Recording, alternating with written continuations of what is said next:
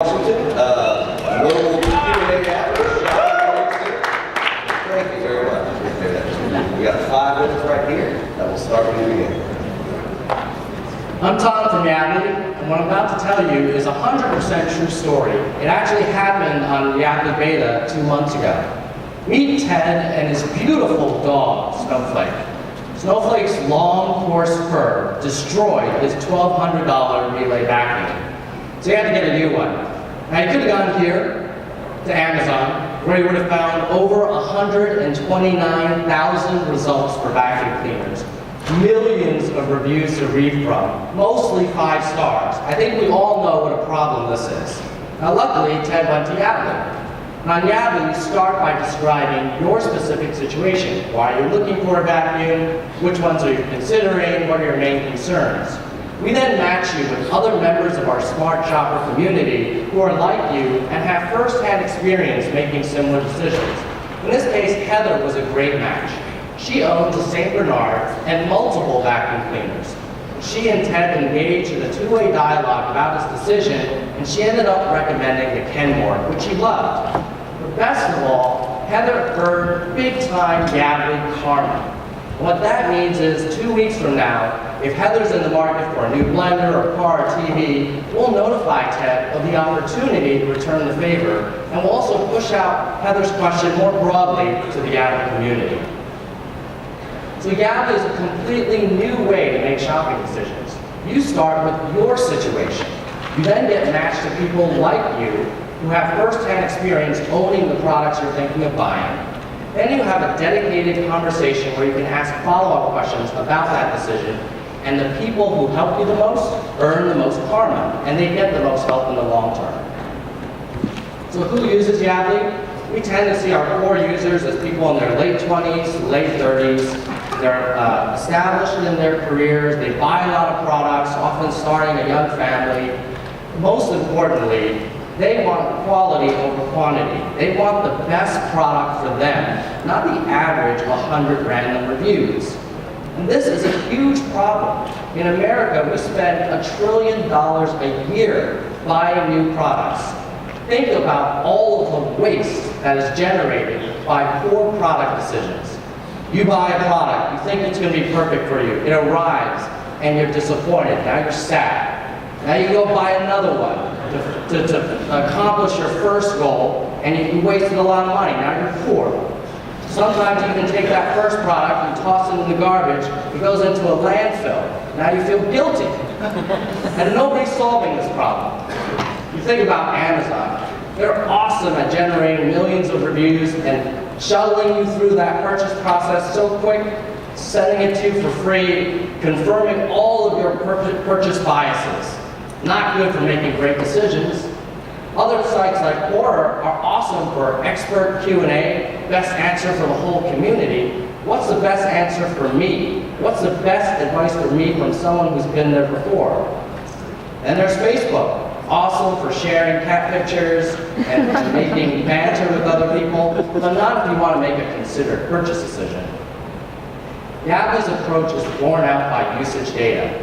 33% of our members last month visited 4 times or more. We get onto your home screen. Our mobile app has 48% month-over-month growth in the last 3 months. And going forward, we will acquire more users through a variety of means, including sharing, special forms of sharing. So if you see a question that you don't know the answer to, but your friend does, you can get partial karma by referring them into the system. We already show up in tons of Google searches because our content is fresh and relevant and is exactly the same thing people are typing into Google right now. And in the future, we will also build third-party partnerships with companies like e-commerce sites and bloggers who want to integrate Yardley content or functionality into their experiences. Already, major brands like Honda, Four Seasons, Nordstrom, and Kenmore have either participated in or promoted Yardley threads to their followers. It's not hard to imagine a future where these same types of brands participate in sponsored content, sponsored offers, or premium data subscriptions. Now, our team was made to solve this problem because we helped create it, I'm an ex-Google product manager. My co-founders are an ex-Target designer and Amazon software engineer. And we have an extended team of investors and advisors for some of the top companies in social, consumer, and retail. We're Yardley, and our mission is to help transform how the world makes shopping decisions. Thank you very much.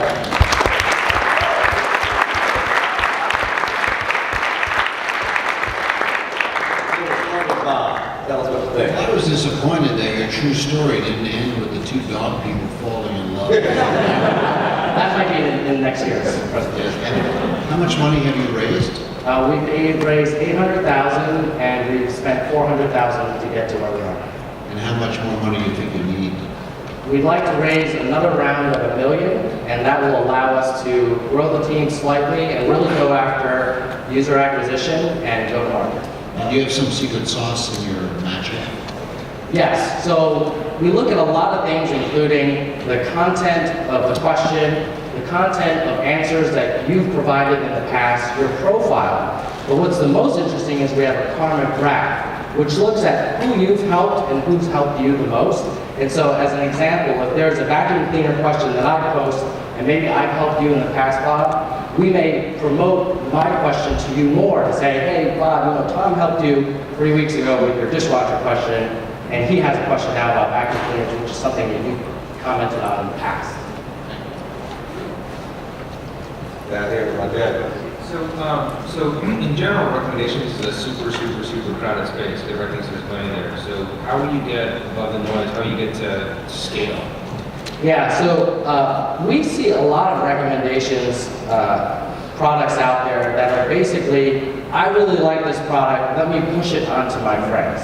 I think Yardley takes a totally different approach, which is, I have a problem, I need someone to recommend something to me, and here's a description of where I'm coming from. So I think the combination of pulling in recommendations versus pushing on to friends, I think tracking the karma between users, and finally really focusing on that ongoing dialogue. The typical Yardley thread sometimes goes on for days, if not weeks, and it's a lot more involved and engaging than just seeing someone like a product.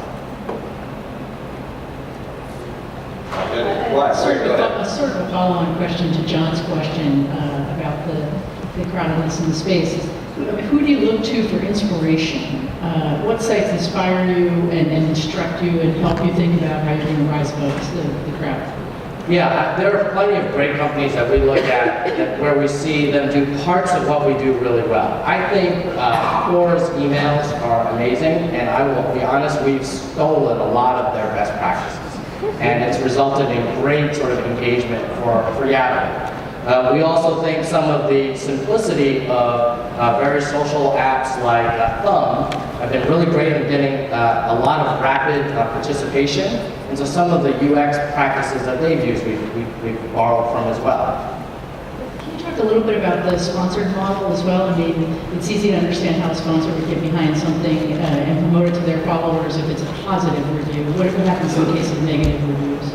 Yeah, so in the easiest case is if they see a positive review, they can promote that whole discussion on Yardley. What often will happen is if they see a question where someone's saying like, hey, I'm trying to decide between a Miele and a Bosch, but I'm really not sure about the drying technology for the Miele because I have a lot of sippy cups. So that's an actual Yardley thread. And what we've done is we have a Yardley concierge that currently goes out to some of those brands and says like, hey, we have a member that has this question. And they're often very willing to provide that information. So it's often not just push up, buy Miele, but it's actually providing helpful information as sponsored answer. In terms of negative reviews, yeah, those, we don't imagine those brands will want to sponsor those threads, but we won't stop that. So describe what's the typical user experience? Because I was under the impression that this was mobile, but is this more of a desktop experience? Or am I out shop Yes, yes to both questions. Oh, right. So we have a mobile app as well as a desktop app. We see 2/3 of our usage on mobile, but 1/3 does happen on desktop. The typical use case is you're out and about and you think to yourself, oh man, this dishwasher is leaking for the last time. It's going to cost me more to replace it, to fix it and replace it. So you may just right there whip out your phone and say, and describe your situation, and post it to Yahoo, tag it as family, and then we immediately will notify certain people that you've helped. We'll also post it in those sections. And then other people will start replying. Your phone will buzz, you'll get a notification saying, oh, you know, John has responded to your question, and maybe John wants you to redirect it. You may say, well, it really depends on what you want out of the dishwasher. I really like my Miele, but I can't put as much in it as I used to be able to put in my Whirlpool. Then you might be at work, you'll get the alert over email, and you can log into the desktop and continue that conversation there. So we support multiple platforms because really important purchasing decisions happen over a period of time. They're not just like, oh, you recommended, I buy it. There's a conversation, and that's what also brings our community together, so they feel more like they know each other as well. So you don't think this isn't a thing that I'm going to, hey, what should I buy? Somebody's going to tell me in real time, and then I'm going to do it. This is a, Yes, and to be honest, we started with that hypothesis, like, well, should I buy the very choosing conclusions? We found it's very unnatural for someone to be in the store at the 11th hour and then wait for results and then instantly buy something based on some votes. Correct. What we found was that when it's longer, when it's at the moment of inception, and you're starting to research, you're more open, you're undecided, and that also happens to be what brands are like too. So just yesterday after our presentation, folks from Rubbermaid and Procter & Gamble said, how can we come in and sponsor the home section and provide additional sponsored content? isn't the sponsorship going to undermine the idea of the community? Yeah, so that will be something we'll have to be very careful about. And what we'll likely do is any sponsored information or offers will be clearly indicated as such. Also, when you post your question, you may be able to say, hey, I will opt in. I'm open to receiving sponsored information as part of this conversation, or no, I don't want to. Lastly, every advertiser will have a quality score the same way that members do. So if you put a lot of spammy content in there and members voted as not being helpful, we won't take your content no matter how much you bid. Lots of head shaking down there. You all feel good about this? Bob, you have anything? I was wondering whether sponsors can pay for special promotions that are triggered by keywords and requests. Yeah, so what we could do is if you post about the dishwasher or the new car, we may inform Best Buy and say, hey, if you want, you can offer this person free delivery for whatever dishwasher he ends up buying. And by the way, Best Buy, this member is highly influential in the Avid community. He's helped multiple members. He's very active in the home category. You know, you probably should give him something even more than free. Buying intent is a very valuable thing to notice. I wish it's Yeah, absolutely. And this is the moment of inception when they're undecided. They're raising their hand saying, I need input, and they haven't yet made that final brand affiliation. I used to publish a magazine with the